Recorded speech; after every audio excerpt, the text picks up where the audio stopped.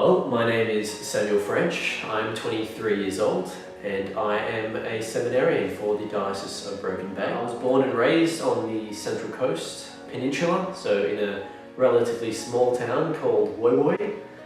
It was there that I was born into quite a large Catholic family.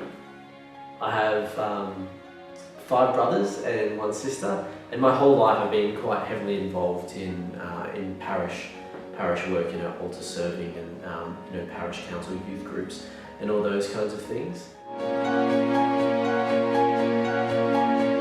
It was in about 2010 when I graduated high school. I really felt as though God was calling me to do something that involved my faith.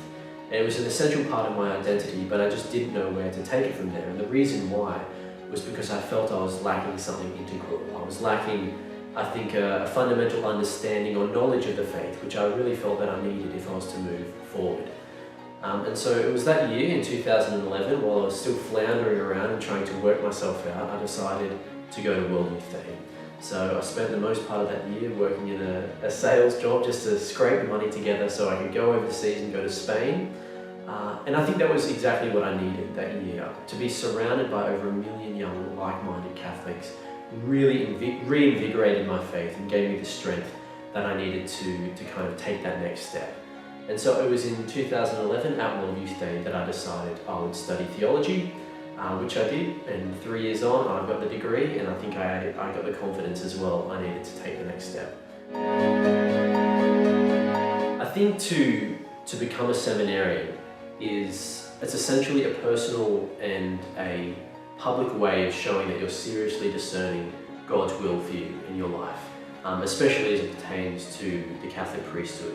It might confirm you in the sense that God is calling you towards the priesthood, or it might bring about in you a realization that God is calling you elsewhere. And so, but I think life in the seminary, especially in the first year, which is also called the spiritual year, is really geared towards that idea of discernment. I mean, the whole life is centered around that. It's saturated with prayer. We come together as a community in the morning, the evening, and the night to have prayer. We have daily mass.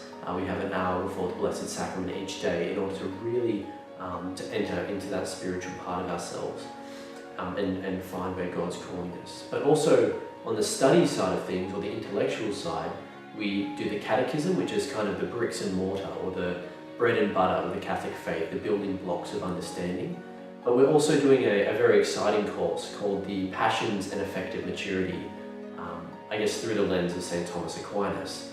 And what that does essentially is helps us to look at the reality of our human emotions and also the powers in our intellect, like our intellect and will, and to marry those together and to integrate them in a way where we can conform our own hearts to the perfect and sacred heart of Christ.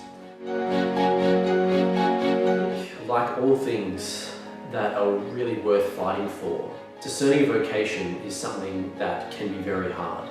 As human beings, and as I've learned this year especially, we're subject to our own emotions and our passions, and depending on our circumstances, they can be right up or they can go right down low. And I think for me, I've gone through these last couple of years of discernment, the high point of being in a romantic relationship, and then the low point of losing my grandfather along the way. But the thing is, and what I've come to realize, is that amidst the storm of our own lives, there's one constant, and that is Christ himself. He's the same yesterday, today, and forever. And it's his steadfast and enduring love that kind of pulls us through all of these times. We rejoice in the good times and we hold on to him in the bad times. And so if God's calling you towards a vocation, he will take you there. All we need to do is keep our eyes on him.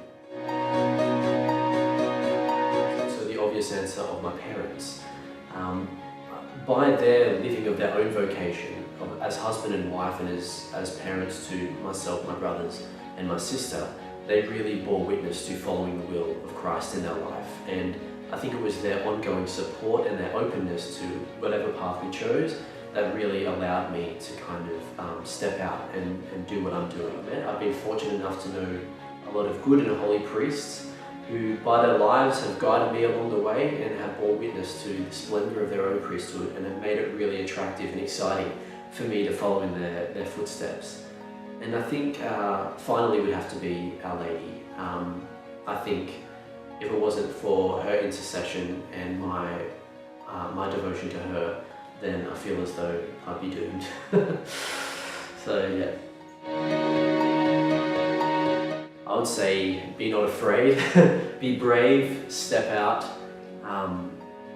go to prayer, be honest and be attentive in prayer. Don't let your own thoughts, concerns, worries and obstacles get in the way. God will take care of all of that.